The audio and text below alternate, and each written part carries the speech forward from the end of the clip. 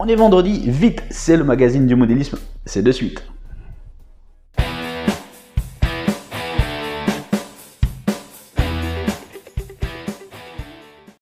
Bonjour et bienvenue dans LF Modélisme, votre chaîne qui vous parle de modélisme. Bonjour et bienvenue, vous ne vous êtes pas trompé, c'est vendredi, c'est votre magazine du modélisme. Prenez place, on va voir ensemble dès à présent le menu, un super sommaire qui vous attend également.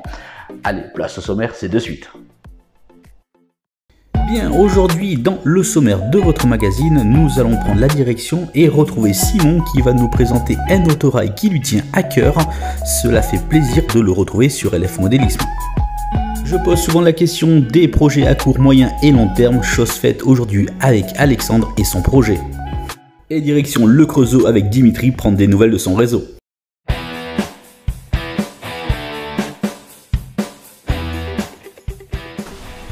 Bonjour, je suis Simon. Peut-être vous rappelez-vous de moi, je vous avais présenté mon réseau à chaud dans ma chambre. Aujourd'hui, j'ai décidé de vous présenter un train. Un train un peu particulier, puisque la livrée de cet autorail Picasso est bleue et blanche.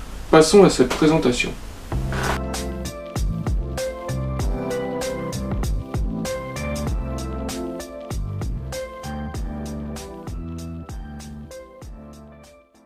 Donc l'autorail que je vous présente, c'est un autorail Picasso. Il s'agit de l'X 93 953. C'est un autorail qui a été produit par Jouef jusqu'en 2000 à Champagnole. C'est un autorail donc, qui fonctionne avec un moteur 12 volts, bien sûr avec un décodeur de chez Lenz, puisque le réseau étant en fonctionnant en numérique, je ne peux qu'avoir des trains fonctionnant avec un décodeur. Merci à Simon de nous avoir exposé justement l'autorail fétiche qu'il nous présente aujourd'hui. Quelques séquences de roulage à présent.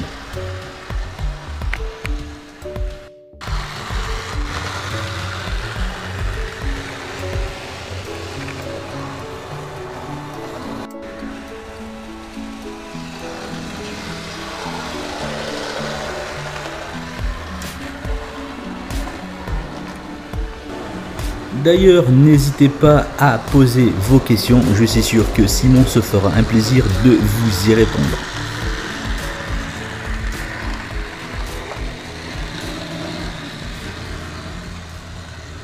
Pour la petite info, l'autorail existe et il circule toujours. À l'époque, sa livrée bleu et blanc, il l'a obtenue lorsqu'il est arrivé en Normandie pour circuler sur la ligne de Bréauté à Fécamp. Mais aujourd'hui, il circule pour le compte de l'association Transva, située dans la Sarthe. Bien, et bien voici quelques bonnes informations qui font plaisir de la part de Simon, où nous ne manquerons pas d'essayer d'aller faire un petit tour pour un reportage prochainement.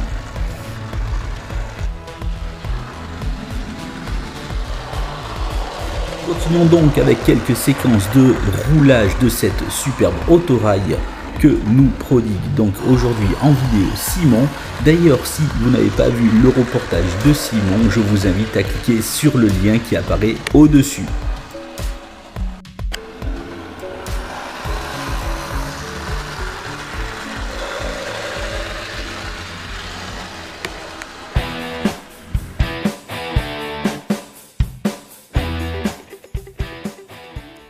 À présent, LF Modélisme est fier de vous présenter LTA Modélisme de chez Alexandre.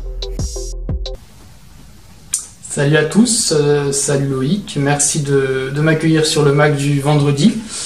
Je me présente, moi c'est le train d'Alex. J'avais fait une vidéo il y a quelques temps sur la chaîne de Loïc pour présenter mon réseau et présenter ma passion pour le modélisme ferroviaire et le monde ferroviaire en général. Et durant cette vidéo, j'avais effectivement expliqué que sur mes projets futurs, j'avais l'envie d'acquérir une imprimante 3D pour tout simplement faire de l'impression 3D pour les petites pièces utiles au réseau, le petit détaillage qui est toujours appréciable et qui fait toujours l'effet sur le réseau. Et du coup, cette idée me trottait dans la tête depuis un moment et j'ai sauté le pas en acquérant une imprimante 3D, pardon. Et ça m'a permis tout simplement de réaliser ce projet et tout simplement de réaliser un autre projet que j'avais moi à titre personnel, qui était de réaliser une micro-entreprise pour faire profiter tout simplement à tout le monde de ce qui est l'impression 3D et ce qui est tout simplement quelque sorte une nouvelle technologie, je pense, qui est assez utile au modélisme ferroviaire, une nouvelle technique qui permet tout simplement de créer des choses qu'on n'a pas forcément possibilité de créer autrement. Et cette micro-entreprise, je l'ai créée et j'ai pu faire ma première bourse, ma première exposition le week-end dernier à Chalindray. Il y avait une exposition qui était organisée par Rotonde 52 qui a présenté l'ensemble de leur module junior assemblé en intégralité. Et tout simplement, il y avait certains exposants qui étaient là, certains revendeurs également. Et mon revendeur principal, qui est Maxime Model, m'a invité gentiment sur son stand pour me faire découvrir le monde d'une bourse, le monde d'une expo, ce que j'ai vraiment beaucoup apprécié. Ça m'a permis de faire pas mal de rencontres et puis surtout de montrer pour la première fois au public les différents produits que j'ai pu concevoir en 3D et imprimer. Et j'ai eu pas mal de retours positifs, j'étais assez content de moi et assez content des produits que je proposais. Donc tout simplement, effectivement, je vais laisser Loïc montrer plus ou moins les différentes petites vidéos que j'ai pu lui faire des petits produits que j'ai fait pour le moment, qui sont tout simplement disponibles via la commande sur le site de Maxime Model. Je laisserai le lien à Loïc de le mettre en description en bas de la vidéo pour que vous puissiez y accéder si vous le souhaitez. Et voilà, donc je suis hyper content de pouvoir annoncer ça, de pouvoir lancer ça et faire en sorte que l'impression 3D puisse devenir plus ou moins accessible à tout le monde. À savoir que la micro-entreprise en elle-même, je vends des produits que j'ai pu moi réaliser.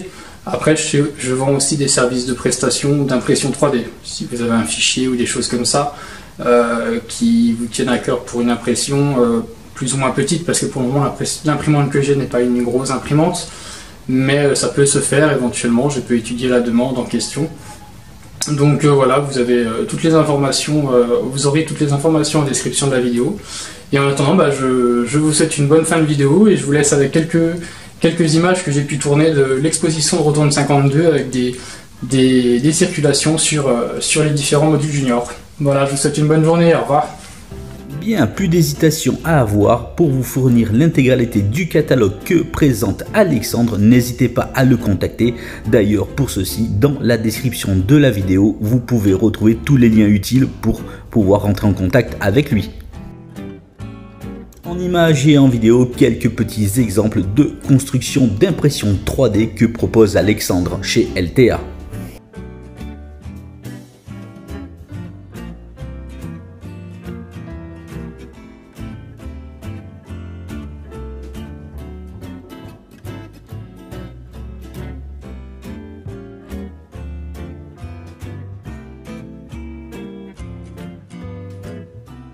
C'était donc une première pour LTA et Alexandre de se retrouver en exposition à Chalindray organisée par Rotonde 52 où il a pu exposer et se familiariser avec ce genre d'environnement. Comme mentionné par Alexandre, il a pu prendre part avec Maxime Model qui était présent également sur l'exposition. Je ne manquerai pas d'essayer de vous faire connaître Maxime Model lors d'un prochain magazine.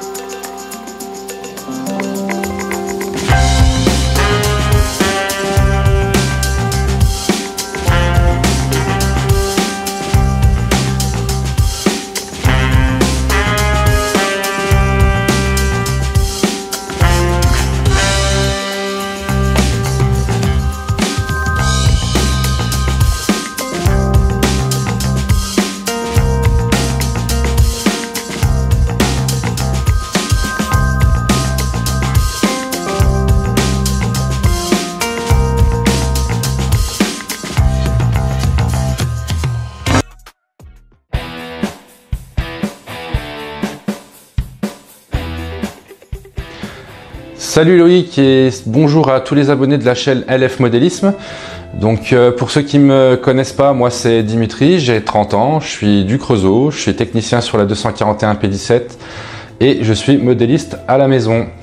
Donc aujourd'hui je voulais vous parler donc du réseau de la halte de Fougères-sur-Orge qui est derrière moi. Donc lui représente un os de chien fausse double voie qui est digital et analogique. Dessus je fais circuler ma 141R 568. Et donc le projet c'est un truc qui est fictif et je vais donc faire un petit village au-dessus un peu en retrait du viaduc. Et là-bas donc le décor est pas mal avancé, mais cette année je me suis pas concentré uniquement que sur ce réseau-là. J'ai aussi fait donc le réseau de Saint-Jean, un tour de pièce qui fait 6 mètres par 3 à peu près. C'est un réseau qui est entièrement digital. Il représente la gare du Creusot, donc on va pas dire qu'il est reproduit dans les moindres détails comme au Creusot, puisque je voulais garder un truc qui soit quand même fictif, qui soit à ma sauce. Et j'ai aussi parlé d'un autre réseau, c'est le réseau de Nolay. Donc c'est un petit réseau en N qui faisait une boucle avec une rampe hélicoïdale que j'ai récupéré au mois de décembre l'année dernière. Ce réseau-là a été fait par une personne qui a eu beaucoup d'intelligence par rapport au poste de conduite. Je vous remontrerai des photos et des vidéos que j'ai fait auparavant, puisque ce réseau-là, je ne l'ai plus, donc je ne peux pas filmer aujourd'hui. Ce réseau-là, je l'ai fait partir plutôt chez un ami qui habite à une dizaine de kilomètres d'ici. C'est Pascal Finel qui lui possède un musée chez lui donc de pièces SNCF et il a énormément de matériel ferroviaire en HO, en N, enfin il a plusieurs échelles.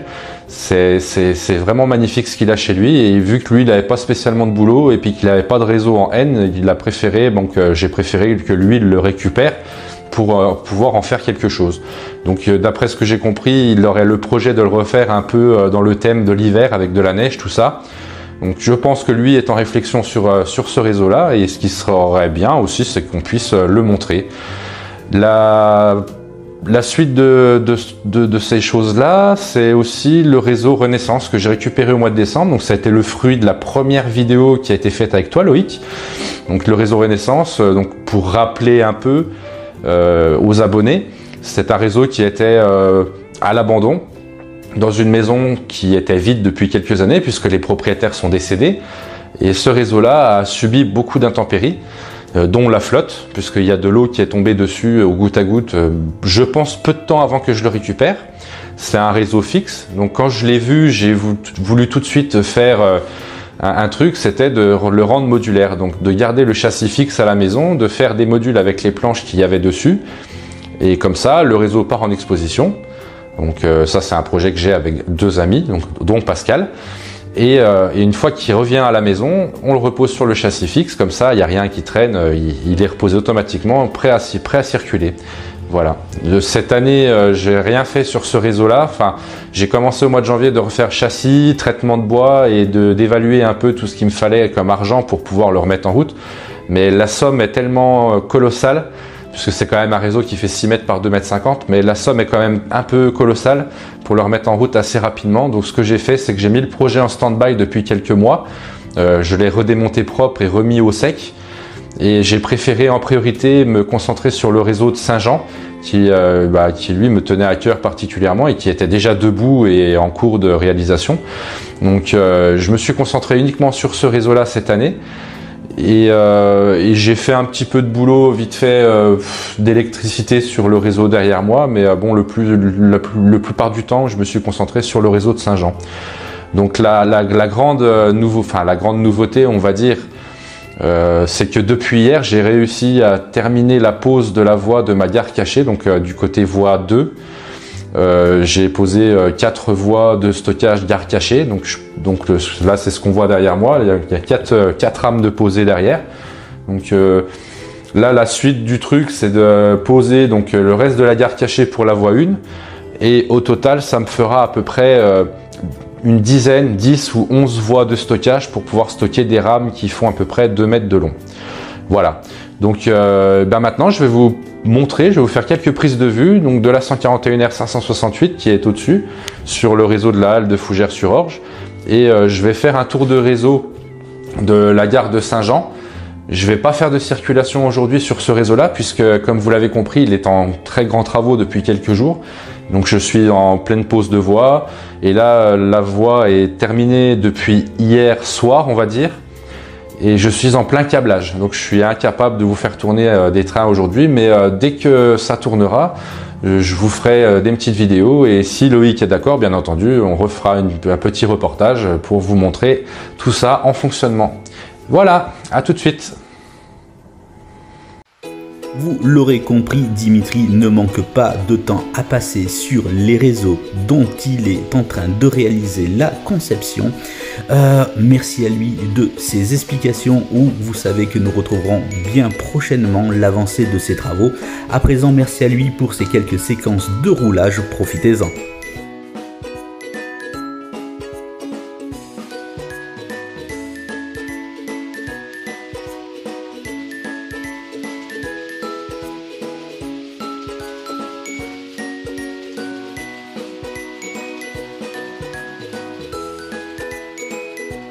Également, je vous propose pour vous, peut-être qui rejoignez la communauté de LF Modélisme, de découvrir le reportage où Dimitri avait apparu pour la première fois, nous parlant justement de tous ses projets et également de ce réseau qu'il a récupéré, le réseau Renaissance. Pour ce faire, cliquez sur le lien qui apparaît en haut.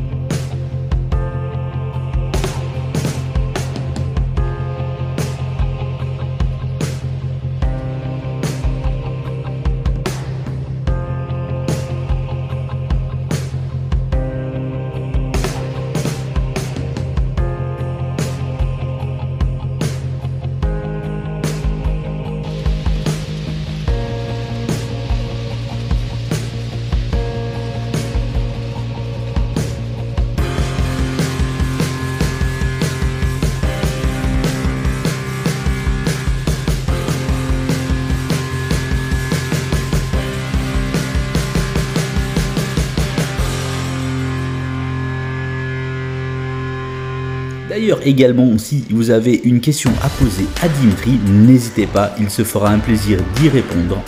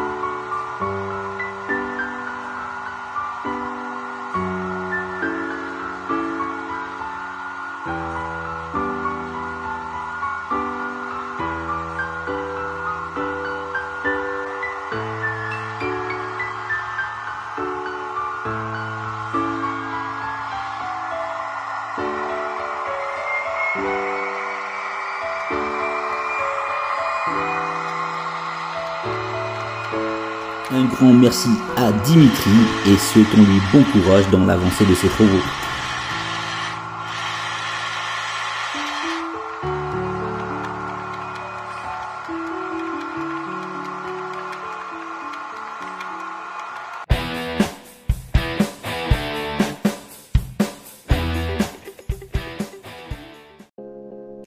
Ce magazine est à présent terminé, il me reste à vous remercier, vous tous qui avez participé à l'ensemble donc du magazine, un grand merci donc à vous tous. N'hésitez pas à poser vos questions, les intervenants se feront un plaisir d'y répondre et moi également. Sinon, il me reste à vous souhaiter une bonne fin de journée. Je vous dis à très vite, à la semaine prochaine pour place à un nouveau mag du vendredi. À bientôt, ciao ciao.